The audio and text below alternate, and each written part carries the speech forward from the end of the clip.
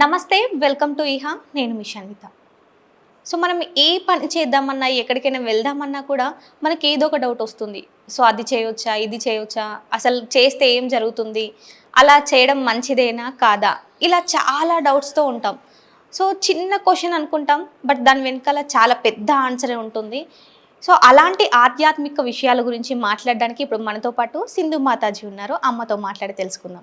నమస్తే అమ్మ. నమస్తే అమ్మ. ఎలా ఉన్నారు? బాగున్నాను అమ్మ. ఇప్పుడు మనం ఏ టాపిక్ మాట్లాడుకున్నా, ఏదైనా పూజ కానివ్వండి, ఏది చేసినా ఫస్ట్ దేవునికి దండం పెట్టుకోవాలి అని అంటారు. దేవుడికి దండం పెట్టుకుంటే మంచి జరుగుతుంది అంటారు. అసలు దేవునికి మొక్కడం వల్ల ఏం జరుగుతుంది, అసలు దేవుడు ఉన్నాడా అని అంటే మీరేం చెప్తారమ్మా? ఓం శ్రీ గురుభ్యో నమః. ఓం శ్రీ మాత్రే నమః. దేవుడు ఉన్నాడా ఒకటి క్వశ్చన్, ఇంకొకటి విగ్రహానికి ఎందుకు మొక్కాలి అని అడిగారు మీరు. మామూలుగా మనం ఏ గుడికి వెళ్ళినా ఫస్ట్ చేసేది నమస్కారం. అవును. మూల విరాట్ గుడి నిర్మాణం అనేది ఆగమ శాస్త్ర ప్రకారం ఉంటుందన్నమాట. ఆగమాలు అంటే ఏంటంటే తంత్రాలు, అంటే వేదాలతో సమానమైనవి అని అర్థం. ప్రతి దేవాలయం కూడా శక్తి దేవతలైతే శక్తి ఆగమాలను బట్టి డిజైన్ చేస్తారు. ఆర్కిటెక్చర్ అంతా అలాగే ఉంటుంది. తర్వాత ఇప్పుడు తిరుమల అనేది వైష్ణవ ఆగమాలు, విష్ణు ఆగమాలను బట్టి, ఆగమ శాస్త్రం ప్రకారం బట్టి డిజైన్ చేస్తారు.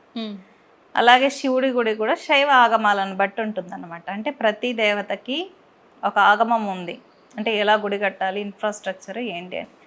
అంటే ఈ ఆగమాలు ఎలా ఉంటాయంటే ఒక ఎనర్జీని ఎలా యూనివర్స్ నుంచి క్యాచ్ చేసి స్టోర్ చేసి ఎదుటి వ్యక్తులకి పరోపకారం కోసం వాడడం.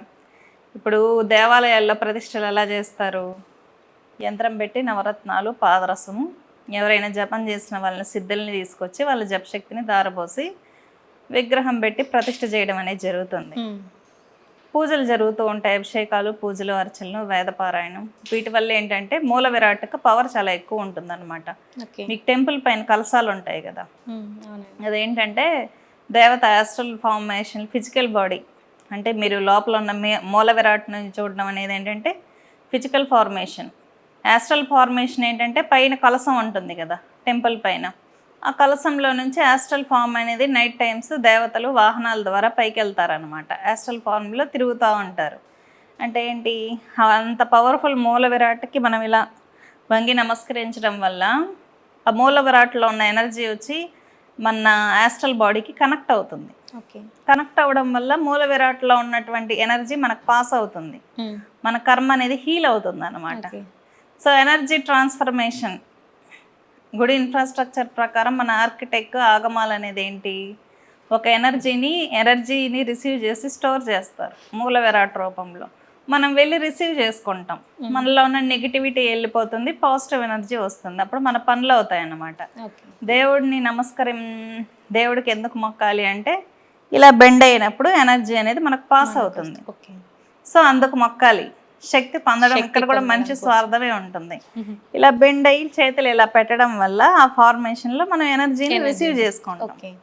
అందుకోసం మాత్రమే నమస్కారం చేస్తారు పెద్దలకి, గురువులకి, మంత్రసిద్ధులకు కావచ్చు, ఇలా టెంపుల్లో మూల విరాట్కి కావచ్చు.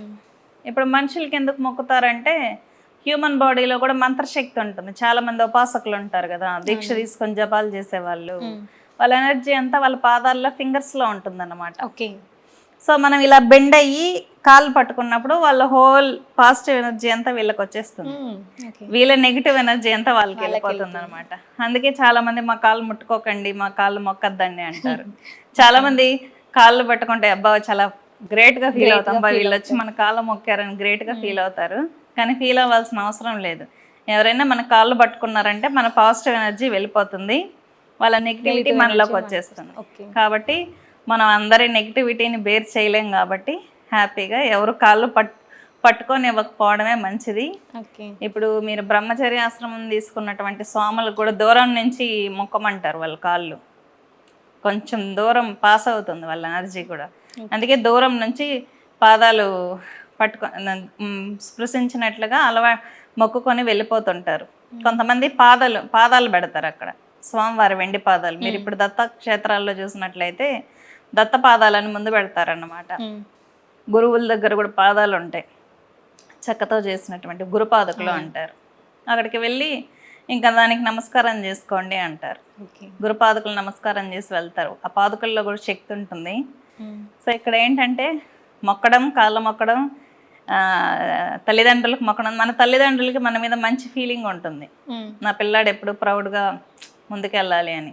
వాళ్ళ బ్లెస్సింగ్స్ ఉంటాయి కాబట్టి తల్లిదండ్రుల పాదాలు మొక్కుతారు ఫస్ట్, తర్వాత గురువు పాదాలు, లేదు తర్వాత పీఠాధిపతులు లేదు గొప్ప వ్యక్తి అనుకున్నప్పుడు వాళ్ళు బ్లెస్సింగ్స్ తీసుకుంటూ ఉంటారు. మన పెదనాన్న చిన్నాన్న వాళ్ళు వీళ్ళు మంచి వాళ్ళు అనుకుంటే బ్లెస్సింగ్స్ తీసుకుంటారు కదా మ్యారేజెస్లో, కలకాలం బాగుండాలని. టెంపుల్స్లో కూడా అదే పద్ధతి. ఇక్కడ ఏంటంటే కాళ్ళు మొక్కినా నమస్కారం చేసినా కూడా ఎదుటి వ్యక్తిలో పాజిటివ్ ఎనర్జీ మనకు వచ్చేస్తుంది, గుళ్ళో ఉన్న పాజిటివ్ ఎనర్జీ అనేది మనకు వచ్చేస్తుంది అనమాట. సో మన గుడి ఇన్ఫ్రాస్ట్రక్చర్ అనేది ఒక పెద్ద సైన్స్. గుడి మీకు ఎంట్రన్స్లో ఉంటుంది. ఎంట్రన్స్లో ఏంటంటే అది ఒక ఎనర్జీ యొక్క పాదాలు అని అర్థం. ధ్వజస్తంభం ఉంటుంది. ధ్వజస్తంభం ఏంటంటే యూనివర్స్లో ఉన్నటువంటి దివ్యశక్తుల్ని ఆవాహన చేయడం. తర్వాత బలిపీఠం ఉంటుంది, తర్వాత మండపం ఉంటుంది, తర్వాత గర్భగుడి ఉంటుంది. గర్భగుడి పైన కలశాలు ఎందుకు ఉంటాయి అనుకుంటున్నారు? చాలా మంది మొక్కుకుంటూ ఉంటారు టెంపుల్స్కి వచ్చి. మొక్కుకున్నప్పుడు దేవత నైట్ టైం ఏంటంటే ఆ కలశం గుండా ఆస్ట్రల్ ఫార్మేషన్ అనేది బయటికి వెళ్తుంది. బయటికి వెళ్ళి అందరినీ అబ్జర్వ్ చేస్తుంది, ఎవరు టెంపుల్లోకి వచ్చారు, ఏం మొక్కుకున్నారు, ఏం కథ. ఆస్ట్రల్ అంటే పవర్ బాడీ ఉంటుంది కదా, ఫిజికల్ బాడీ కాకుండా పవర్ బాడీ అందరినీ అబ్జర్వ్ చేస్తూ ఉంటుంది అనమాట. తిరుగుతూ ఉంటుంది దివ్యలోకాలకి, మళ్ళీ ఆ కలశంలో నుంచి మూలంలోకి వచ్చేస్తుంది. ఇలా ఉంటుంది దేవతల సంచారం అనేది. ప్రతి విగ్రహంలోనూ మీకు దేవతలు అంటే సృష్టించిన దేవత కాదు, అంటే ప్రతి విగ్రహానికి తేజశక్తి ఉంటుంది.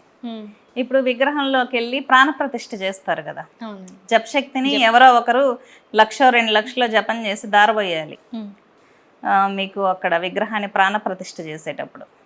అప్పుడు ఎవరైతే జపం చేసి దారబోస్తారో అతని యొక్క ఆస్ట్రల్ ఫార్మేషనే ఆ విగ్రహంలో తేజశక్తి రూపంలో ఉంటుందన్నమాట. ఓకే. అప్పుడు అది మనిషి బాడీ అవుతుంది కదా అని మీరు అనుకోవచ్చు. మనిషి కాదు, మంత్రమే కాబట్టి మంత్రశక్తిని దారబోసినప్పుడు అది ఏంటంటే ఎనర్జీ బాడీగా రూపాంతరం చెందుతుంది. లోపల ఉన్న యంత్రం అనేది సాఫ్ట్వేర్ లాంటిది. మీరు ఇప్పుడు ఒక నెంబర్ డైల్ చేస్తే సేమ్ ఫోన్కి మొబైల్ కాలింగ్ ఎలా వెళ్తుందో, మీరు ఏదైతే అక్కడ యంత్రం పెడతారో, యంత్రం అంటే ఒక సాఫ్ట్వేర్ కోడ్ అనుకోండి. దుర్గా యంత్రం అయితే దుర్గా శక్తి కనెక్ట్ అవుతుంది యూనివర్స్లో. వెంకటేశ్వర స్వామి అంటే వెంకటేశ్వర స్వామి యంత్రం పెట్టినప్పుడు కనెక్ట్ అవుతుంది. మత్స్య యంత్రం అంటే దానికి సంబంధించినటువంటి శక్తి కనెక్ట్ అవుతుంది. కమలాత్మిక అయితే యంత్రం అయితే కమలాత్మిక శక్తికి కనెక్ట్ అవుతుంది. దానికి ఎనర్జీ స్టోర్ చేసేదే పాదరసం. ప్రతి ప్రాణ ప్రతిష్ఠలోనూ పాదరసం అనేది వేస్తారనమాట ఒరిజినల్. ఎందుకంటే పాదరసం అనేది ఏంటంటే చాలా సంవత్సరాలు, ఎన్ని సంవత్సరాలు 100 ఏళ్ళు గడిచినా కూడా ఫ్రెష్గా ఉంటుంది పాదరసం. మీకు విగ్రహంలో గ్లో రావాలంటే మంచిగా పాదరసం వేయాలి ప్రాణప్రతిష్ఠలో. సో కొన్ని రకాల మూలికలు కూడా పవర్ కోసం వేస్తూ ఉంటారనమాట. ఏ విగ్రహానికి ఆ విగ్రహానికి సొంత తేజశక్తి ఉంటుంది. అక్కడ యజ్ఞాలు, పూజలు, బలుల వల్ల విగ్రహంలో మూల విరాట్లో తేజస్సు అనేది పెరుగుతూ ఉంటుంది. కాబట్టి ఈ విధానంలో ఉంటుంది అనమాట. అంటే మనం పెట్రోల్ బంక్కి వెళ్ళి పెట్రోల్ కొట్టించుకొని వెహికల్ ఎలాగైతే స్పీడ్గా వెళ్తుందో, మన టెంపుల్స్లో కూడా మనం వెళ్ళి బాగా ఎనర్జీని రిసీవ్ చేసుకొని మన కోరికలు తీర్చుకోవచ్చు అన్నమాట. మన టెంపుల్స్ అనేవి అలా డిజైన్ చేయబడినవి. మనం మానవులు ప్రతిష్ఠ చేసే టెంపుల్స్. ఇప్పుడు ద్వాదశ జ్యోతిర్లింగాలు, అష్టాదశ శక్తి పీఠాలు, స్వయంభూ ఆలయాలు వేరు. వాళ్ళు ఇప్పుడు తిరుమల అనేది స్వయంభూ ఆలయం, కామాఖ్య స్వయంభూ ఆలయం, అంటే స్వయంగా భూమిలో నుంచి వచ్చిన విగ్రహాలు అనమాట. అవి దేవతల ఇష్ట ప్రకారం వాళ్ళు అక్కడ ఉద్భవించారు. మళ్ళీ ఆ టెంపుల్కి ఆ ఆగమం ప్రకారం, ఇప్పుడు వైష్ణవ ఆలయాలు అంటే వైష్ణవ ఆగమాల ప్రకారం ఉంటాయి. ఇప్పుడు అష్టాదశ శక్తి పీఠాలు శాక్తేయానికి సంబంధించినటువంటి పూజలు జరుగుతాయి, శాక్తేయ ఆగమాలు అన్నమాట. శాక్తేయంలో 2 విధానాలు ఉంటాయి, శ్రీకులం, కాళీకులం అని. వీటిల్లో ఉత్తర కౌళం, పూర్వ కౌళం ద్వారా విధానాలు, పూజా విధానాలు ఉంటాయన్నమాట. వామ, కౌళ తాంత్రిక పద్ధతుల్లో ఉంటాయి మొత్తం. కాబట్టి చాలామంది ఈ మధ్య యూట్యూబ్లో కూడా ప్రతి శాక్తేయ దేవతకు కూడా భగవద్గీతనే ప్రమాణంగా చూపిస్తున్నారు కదా. కానీ ఏ సబ్జెక్ట్కి ఆ సబ్జెక్ట్ వేరుగా ఉంటుంది. ఇప్పుడు ఫిజిక్స్కి కెమిస్ట్రీకి వేరియేషన్ ఉంటుంది కదా సబ్జెక్ట్లో. అలాగే కృష్ణుడు బోధించినటువంటి భగవద్గీతకి శాక్తేయునికి కూడా చాలా వేరియేషన్స్ ఉంటాయి. అన్నిటికీ భగవద్గీత ప్రామాణికం అవ్వదు, కానీ ఆత్మ సమృద్ధి కోసం ప్రామాణికం అవుతుంది అనమాట. శాక్తేయ దేవతలకి భగవద్గీతని ప్రామాణికంగా చూపించలేం, ఎందుకంటే శాక్తేయం అనేది ఎంటైర్లీ కంప్లీట్లీ డిఫరెంట్ సబ్జెక్ట్ అన్నమాట. ఎందుకంటే భగవద్గీత చాలా గొప్పది, ఆత్మ యొక్క ఉద్ధరణ, ముక్తి, మోక్షం గురించి తెలియజేస్తుంది. అది భగవద్గీత అనేది గొప్ప సబ్జెక్ట్. శాక్తేయం అనేది ఎంటైర్లీ డిఫరెంట్. కాబట్టి శైవం అనేది డిఫరెంట్గా ఉంటుంది, కాబట్టి దేనికి అదే డిఫరెంట్గా ఉంటాయన్నమాట. వేదం అనేది డిఫరెంట్, వేదాల యొక్క సారమే ఉపనిషత్తులు అన్నమాట.